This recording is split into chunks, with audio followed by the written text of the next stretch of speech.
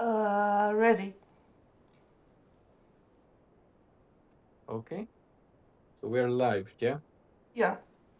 Okay, well, good evening, everyone, and welcome to Fate of the Dice and the second session of Dragons of Stormwreck Isle. My name is Tony, and I am the DM for this game.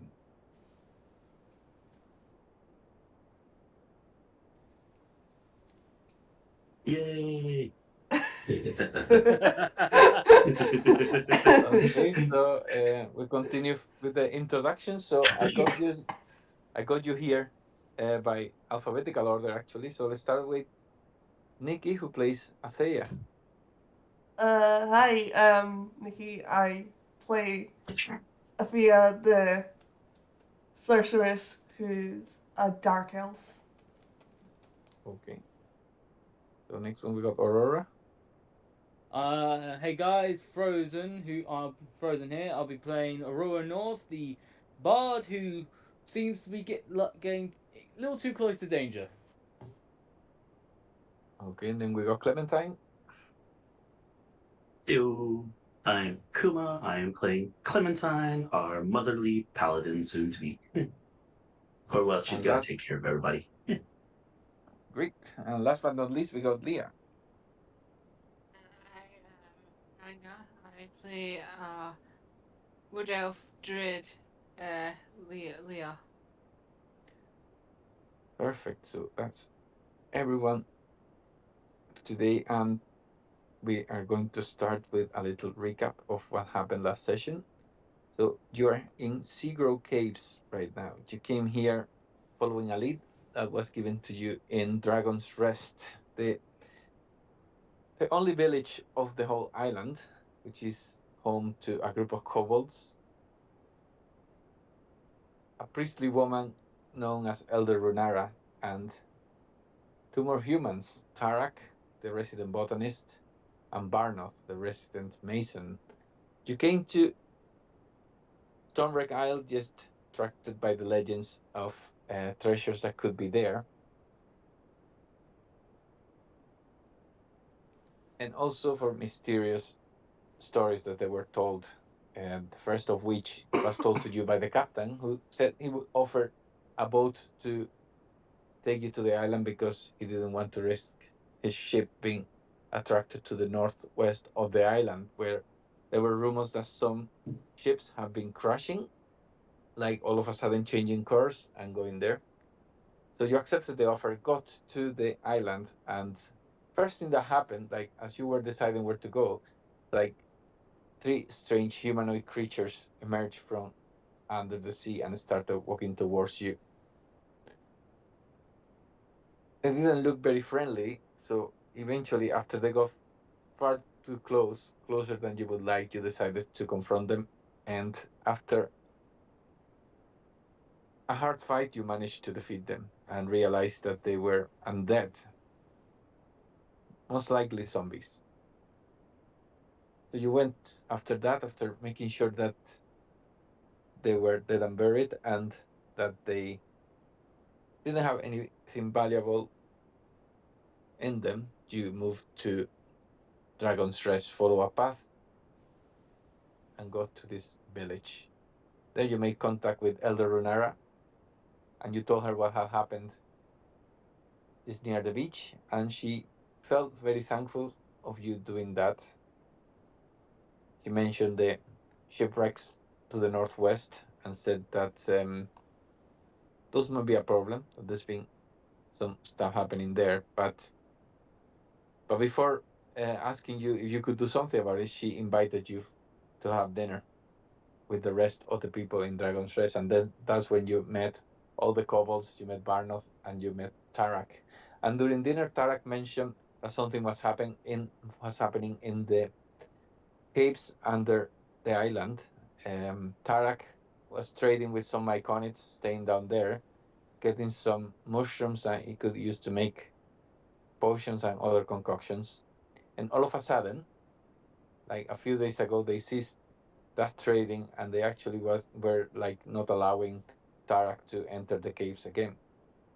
So you said that was worth investigating. So you headed down to the entrance of the caves. And there, Aurora made some scouting and found out that there was some sort of giant octopus at the entrance. And she managed to distract him enough to run him out of the entrance and continue with the exploration and found in this first cave where we are right now. Aurora found two myconids just working, kind of like harvesting mushrooms and other fungi from here. And there was other two bigger ones. These ones were a bit smaller, though these ones were taller and they look more like adults, if you want to call it like that. They were also harvesting some mushrooms here. And that's where we left it at that session. So what would you guys like to do?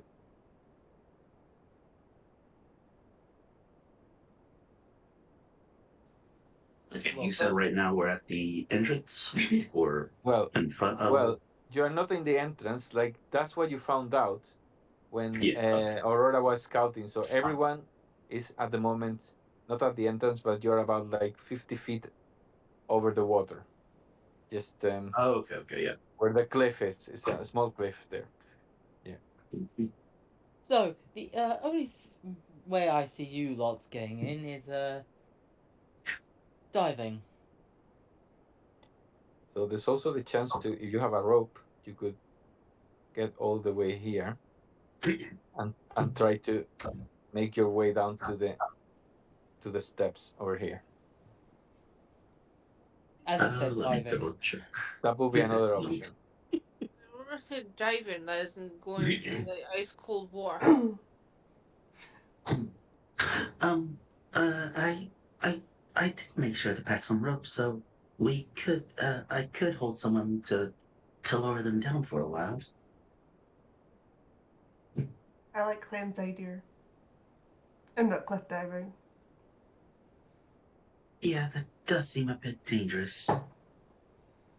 Aurora looks at her wings and just like, all right, that would be dangerous, wouldn't it? Well, I'll watch you guys. I'll keep an eye out for any nasty squid activity. Big is this cliff, roughly. 50 feet, I'm pretty sure. Is it pretty high? 50 feet, so yeah. My car just go vertical. When it comes to heights. Oh, oh, oh dear. And there's also if you check the surface of the rock, it looks quite rocky to the point that you can use it to go. Also, you could climb your way down without a rope. Hmm. Yeah, it's because climbing a rock without a rope is never dangerous. Aurora just looks like well, personally, I have no issue going down here. So if you guys need any help, I'm willing to at least cheer you on. um, let me see. Clementine goes ahead and takes out the rope that she has. Yep, 50 foot. She finds a tree that's kind of close by and is kind of using that to like help provide her with or help strengthen her grip whenever if someone's gonna use the rope to climb down. Okay, that's fine. So where are you gonna set the rope? She's kind of tying the last end around the tree and is holding the rope for whoever's gonna climb down first. Okay. Whoever wants to go first, they can take the rope and I'll hold it from up here. So Aurora, I think you're gonna set up the rope over here, yeah, so they can go to the steps. Yeah. Okay. Yeah. Yeah. Yeah. Oh, yeah. I was wondering. Yeah, how close we were. Yeah, that was gonna be my next That's question. fine. Perfect. Yep. Yeah, yeah, that's okay. No, yeah. Yeah. So whoever's gonna climb down first, You could take the rope and Clementine's just holding it for you. Okay. I'll go. Okay. So, Yes. that's fine. So Athea, you go down. Like the surface of the side of the cliff is quite is rough enough that you find like areas where your feet can be you can step like confidently without like slipping or anything, and you manage to get down with no problem.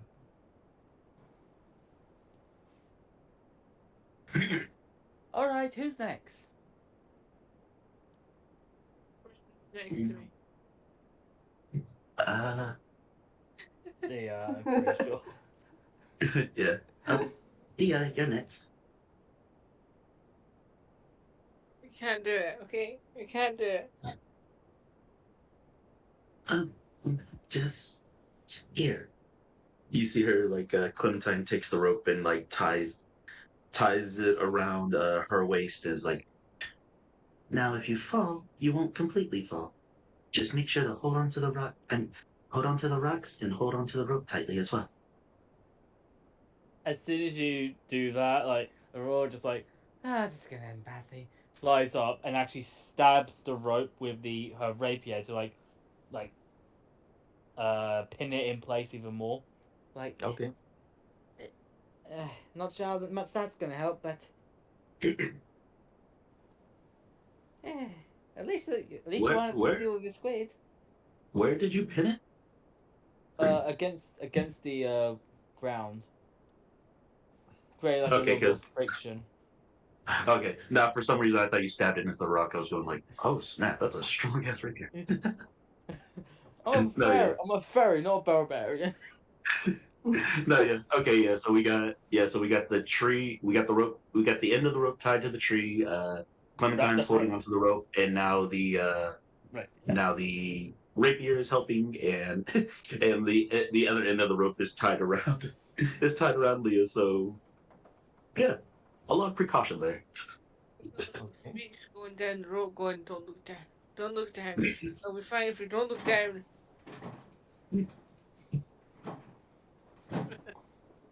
You've only moved 2 feet. Am I there yet? I will look, Leah. I will use Thunder Wave on you, and you will be thrown off the cliff into the water where the I can't squid is. swim. Would you Would you like to deal with the squid or deal with a very sturdy rope? Guys are back in my fluffy, comfy bed with my feather clothes. Don't worry, when we get back, we'll have something good to eat.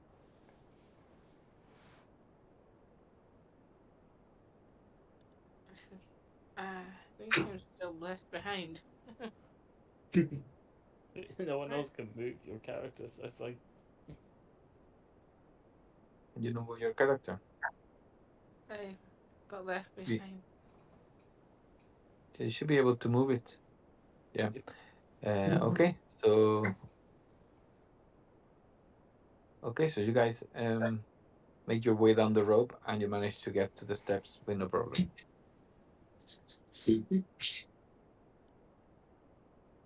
I just Yeah, imagine the rope is Clementine gonna just be like left there. just like abandoning the rope, just jumping down hero pose hero landing. Okay. Oh no. Then Clementine would probably just use the rope to lower herself down, and the rope will probably just stay there. Goodbye, rope. So yeah, uh, as you can see, we seem to have a little bit of a fungi issue.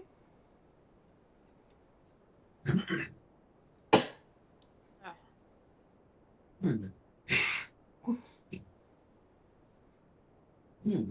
Things where don't did seem that we in the good. cave? Like at the entrance, right? I just have a question. If we can see into the cave, are they growing stuff? So you see that they're just they're They're both kneeling near the mushrooms, and they're kind of like working on them. Some of them they're looking at some of them, and some others they're actually like just ripping them off the rock and just the rock floor and just throwing them away. Hmm. Mushrooms farming mushrooms. Isn't that petricide? Are they killing mushrooms or are they growing magic mushrooms? I don't think these types will get you a nice feeling of euphoria, friend. Well, that sucks. I don't know about all that, but from the numbers of how many we are and how many they are, I think the odds are in our favor. If you don't count the two that are up the cliff and the who knows how many more who are hidden forever in the cave, then yes. You see Clementine just about to kind of walk off as you're about to say that. Is like stops and she's like, "Oh, oops." These things are selfish creatures. They didn't think to share their magic mushrooms with us.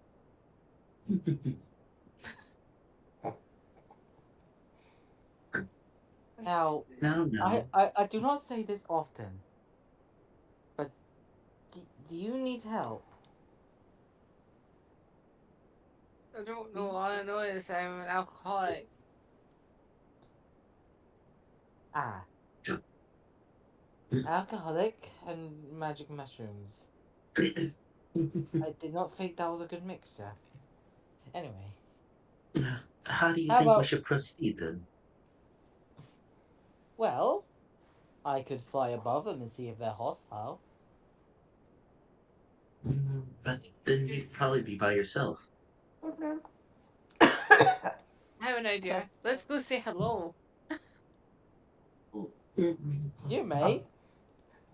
Can we pause for a quick sec? I've just hit a technical difficulty. I just Yeah, need that's to fine. start this.